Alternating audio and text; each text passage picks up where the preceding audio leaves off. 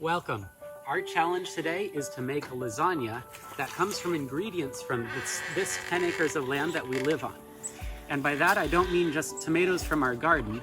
I mean dairy from cows that were raised on this land, beef that were fed only hay from this property. All of it has got to come from this land we live on.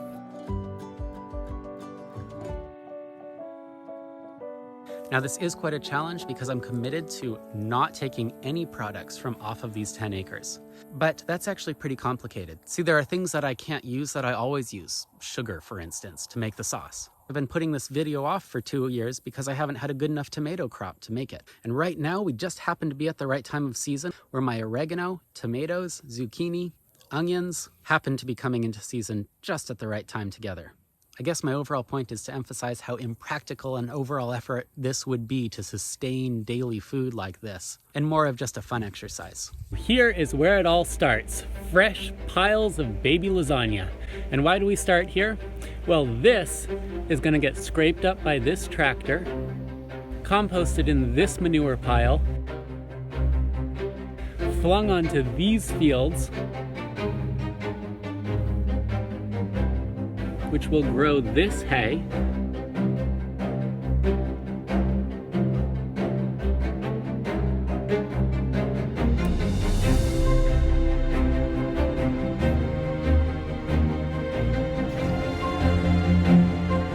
which will be fed to this cow, which will provide us with this milk to make our cheese, and this beef. So yep, you're looking at a baby lasagna. Now we've got some limitations that maybe an intensely self-sufficient person wouldn't have. We've got a greenhouse, but it's tiny and really non-productive. Our gardens are amateur and full of weeds. We don't keep any honeybees, which would be a huge help. And even our dairy and meat is as a hobby farm, so the quantities are somewhat limited.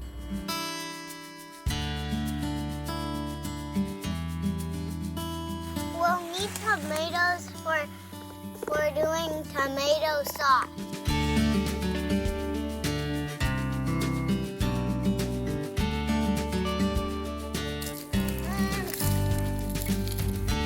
I'm trying to not only be realistic, but honest.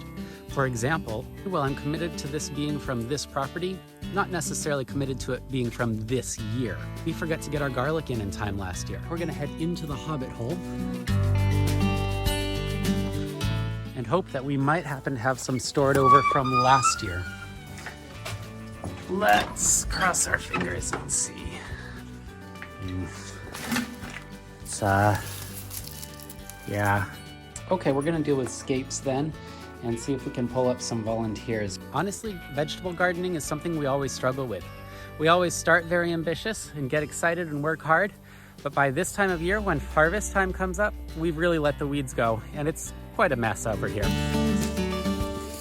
In fact, one of the only things that we can grow guaranteed reliably is this oregano, which has left its garden bed and is slowly making its way into our entire lawn. Smells amazing when I mow here though. So it's time for the tomato sauce. And where do we start? Well, tomatoes, obviously.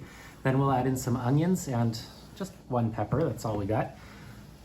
The herbs are pretty simple. That's going to be oregano, basil, and we'll add in the garlic that we referenced, maybe a little bit of butter. But I can't sweeten with sugar since I don't have that on the property, or really bring out flavor with salt. For the sweetness, we're going to try sauteing some of the carrots that I've got from the garden, and then just adding a splash of cider to ease out a little bit of the sharpness of the tomatoes. We'll start with cooking up the hamburger so that I've got some fats to work with to saute my onions in. Which is good Dexter burger. For those of you who have been with us for a while, you might remember either Big Mac or Wellington, not sure which one.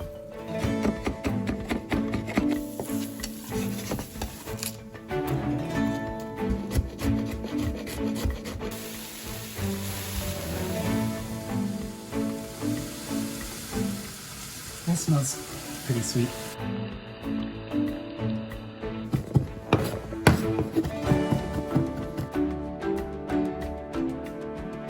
wanted to maintain some of the red pepper chunks in the pasta after it was done, but I'll be running this through the Vittorio strainer to get rid of the junk too. So I've got them in a little coffee strainer bag to help preserve them, and I'll add them back in after. You want the sauce only?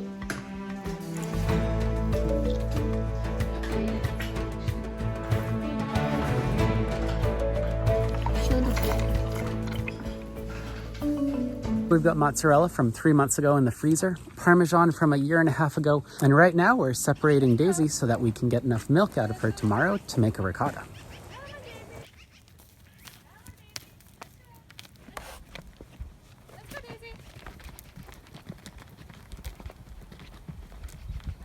Daisy is our cow in milk right now, a half Dexter, half Jersey. It's a belt there. We'll milk her right now and get, about 3/4 of a gallon that we can use tomorrow to make some ricotta.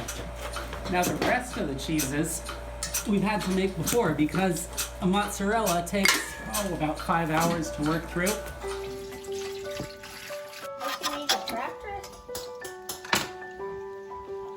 Now, put your hand near the water. Should I touch it? Nope. Are you not letting us have a string because we didn't wash our hands? Maybe.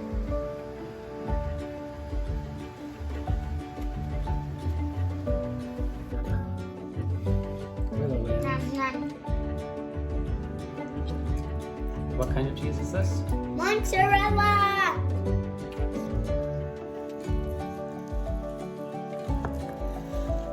Parmesan was also a full day experience, but that has to age for about a year, so that's been sitting in the cupboard for a long time as well. And though perhaps not the correct cheese, we've also got some manchego and cheddars that we'll add into this just to add a little more complexity to the flavor. And because I've got them sitting on my shelf, aged properly. Ricotta! We are cheating a little tiny bit because we're using whole milk instead of whey. Every time we've used whey in the past, the yield is almost nothing. So we're just gonna boost our yield up and go ahead with whole milk instead. Whoa! There you have it. We've got a nice, sweet, mild ricotta. Since the original taping of all of this footage, our Jersey cow has come into milk. And I do have to say that there's quite a world of difference in the production and output of our dairy products when we're getting 2 gallons a day instead of 1 or less. Sweet is almost ready to harvest. We've been growing wheat in this decorative little plot here for a few years now. It looks great all summer long and we love to eat the result.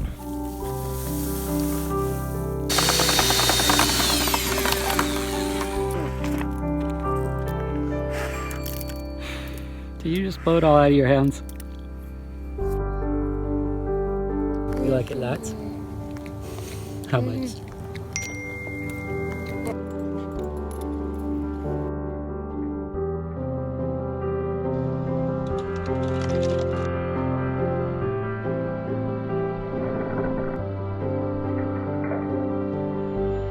Now onto the pasta. That's just flour ground from our wheat and eggs from chickens, obviously. And I'm a little nervous about that because this wheat, despite being ground on the finest setting, is still very grainy and very whole. This is unlike any pasta dough I've ever made before. I mean, it's coming together okay, but it feels like sand in my hands. And I think that's going to be in a texture that's not especially appealing. It looks pretty.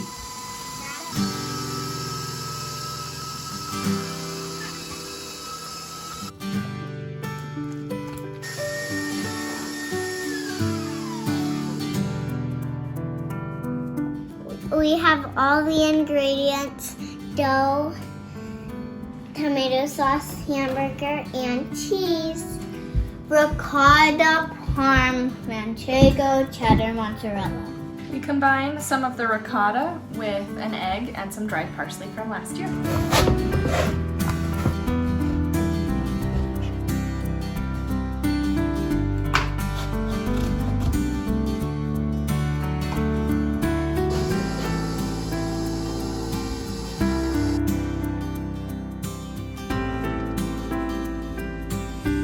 She almost made it.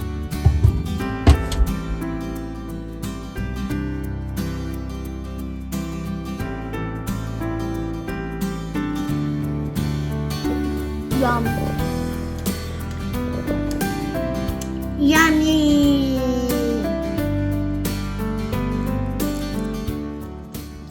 Mild. Pasta's a little bit cardboardy, but not terrible. But I am a fan of salt. Good tomato flavor, good meat flavor, good cheese flavor. The noodles taste like a TV dinner style.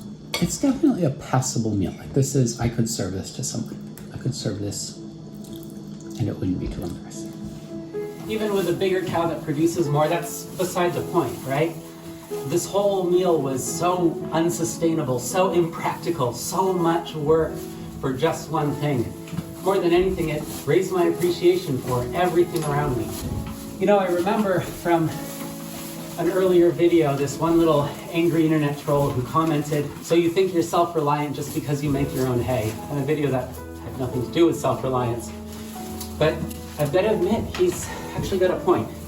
See, as much as I tried to do this without leaving the end of the driveway, those tractors were fueled and oiled and maintained with parts that came from across the sea. My cows are alive because the neighbor helped out sometimes. The vet showed up. Other people helped us through. In the end, we made a meal that was passable but bland and could have been made better by what others had to offer. And indeed, that's a pretty impressive symbol for our life. Sure, we could shut down into our own little bubble, but I'd rather experience the cultures, thoughts, experiences, and ideas of other people.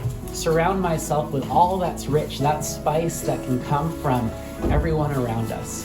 This has really got me thinking a lot more about shopping local and keeping things here where we can, but never to be ashamed or afraid to reach out to the wonderful things that surround us. Cozy Cow Farm. We've learned a lot over the last couple years working our mid-century hobby farm, We've grown, and so has our herd and flock. but we still try to affordably increase our self-reliance while ensuring we and the kids are having fun. Every day we find there is still more to learn. So subscribe to join us on the journey.